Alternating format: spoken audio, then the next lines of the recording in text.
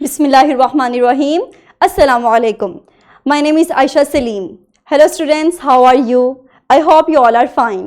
तो बेटा हम अपने आज के लेक्चर का आगाज़ एक छोटी सी एक्टिविटी से करेंगे। तो आपको अपनी स्क्रीन के ऊपर different levels of cellular organisation नज़र आ रहे हैं। तो आपने अपनी वीडियो को कुछ टाइम के लिए पॉज करना है और इन लेवल्स को हाईएस्ट टू स्मॉलेस्ट लेवल के अकॉर्डिंग अरेंज करना है। ओके स्टूडेंट्स, अब हम देखते हैं कि क्या आपकी अरेंजमेंट और हमारी अरेंजमेंट ठीक है या नहीं।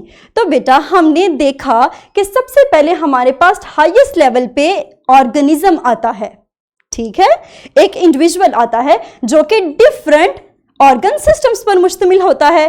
फिर हमने देखा कि हमारे पास डिफरेंट ऑर्गन सिस्टम्स ऑर्गन्स पर मुश्तमिल होंगे जैसे हार्ट, और इसी तरह ऑर्गन्स डिफरेंट टिश्यूज पर मुश्तमिल होते हैं जैसे मस्कुलर टिश्यू, और इसी तरह टिश्यूज हमारे पास smallest level of cellular organization पर मुश्तमिल होते हैं जैसा सेल।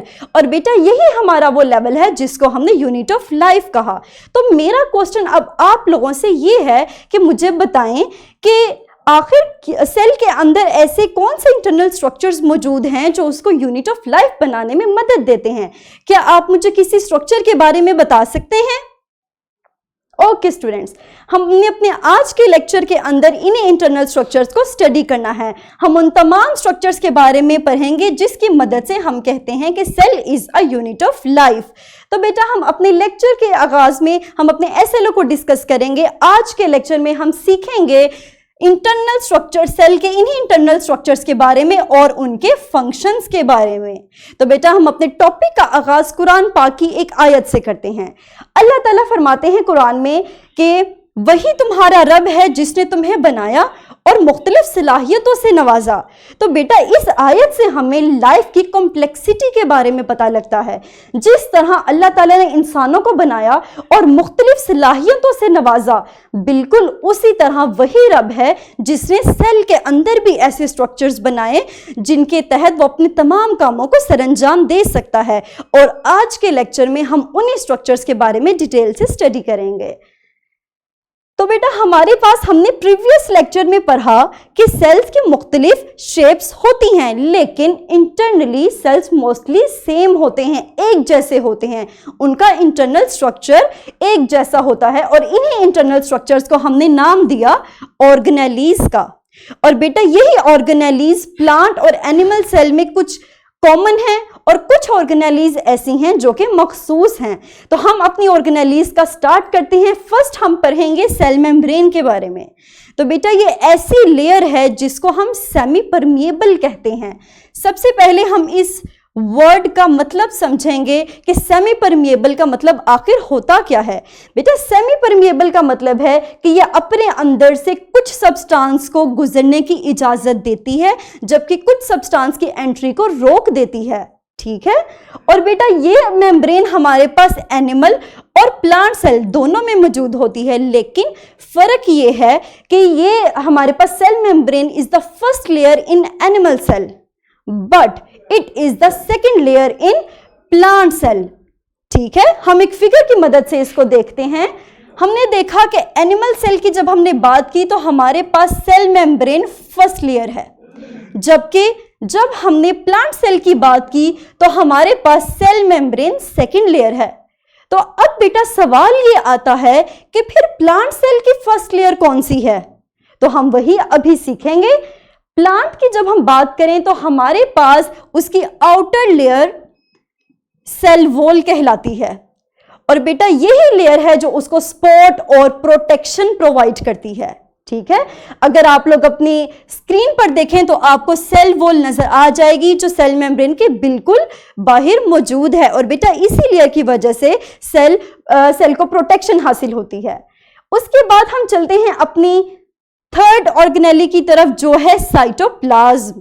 बेटा साइटोप्लाज्म हमारे पास एक जेली की तरह का सब्सटेंस है। अगर आप देखें तो आपको इसमें नजर आ रहा होगा कि ये बिल्कुल जेली की तरह का सब्सटेंस है जो सेल के अंदर सब्सटेंस की मूवमेंट को कंट्रोल करता है, ठीक है।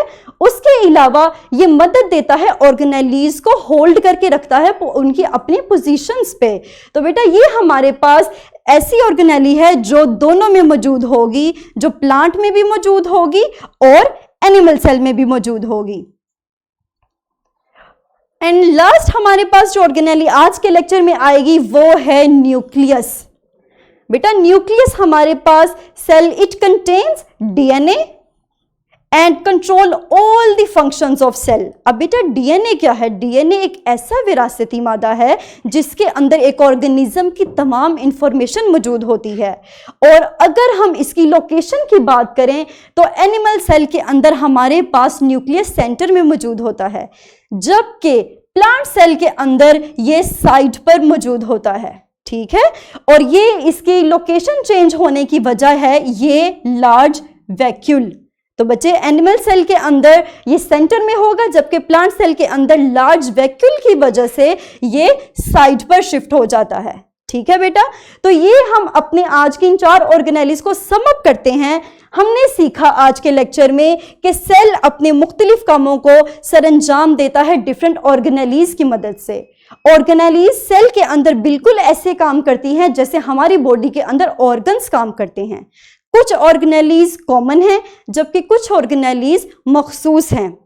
फिर हमने 4 ऑर्गेनेलीज के बारे में सीखा। हमने देखा कि सेल मेम्ब्रेन हमारे पास एक ऐसी लेयर है जो सेमी परमिएबल है, जो कुछ सब्सटेंस की एंट्री को कंट्रोल करती है। कुछ को अंदर आने की इजाजत देती है जबकि कुछ को अंदर आने की इजाजत नहीं देती। उसके बाद हमने सीखा कि सेल वॉल हमारे पास सिर्फ और सिर्फ प्लांट सेल में मौजूद होती है, एनिमल सेल्स में सेल वॉल नहीं होती, और इसका काम है सेल को सपोर्ट और प्रोटेक्शन प्रोवाइड करना। उसके बाद हमने साइटोप्लाज्म के बारे में पढ़ा। तो बेटा साइटोप्लाज्म हमने देखा कि हमारे पास जेली की तरह का एक मटेरियल है जो सब्सटेंसेस की मूवमेंट को हैंडल कर रहा है, उसके अलावा ऑर्गेनेलीज को होल्ड किए हुए है। उसके बाद हमने न्यूक्लियस के बारे में पढ़ा, जिसके बारे में हमने कहा कि it is just like the brain of the cell. ये सेल की तमाम फंक्शंस को कंट्रोल करता है। ठीक है, तो बेटा आप लोग अपनी इसी नॉलेज को, इन्हीं कंसेप्ट्स को जिनको अभी हमने सीखा, उनको इस्तेमाल करते हुए इस एक्टिविटी को सॉल्व कीजिए, जिसमें आप पिक्चर्स को उनकी करेक्ट डिस्क्रिप्शन के साथ सॉल्व करेंगे। ओके स्टूडेंट्स, तो ये था हमारा आज का लेक्चर जिसमें हमने मुख्तलिफ ऑर्गेनेलीज के बारे में स्टडी किया, उनके स्ट्रक्चर को, उनके फंक्शन के बारे में स्टडी किया। तो बेटा इन्हीं कंसेप्ट्स को अप्लाई करते हुए आपने ये क्वेश्चन सॉल्व करने हैं, और आपको इस वर्कशीट का लिंक इसी वीडियो के डिस्क्रिप्शन में इजीली मिल जाएगा। आई होप कि आपको आज के कंसेप्ट्स क्लियर हो चुके होंगे। इंशाल्लाह हम अपने अगले लेक्चर में मजीद ऑर्गेनेलीज के बारे में स्टडी करेंगे। तब तक के लिए अपना ख्याल रखिएगा। Thank you very much. Allah Hafiz.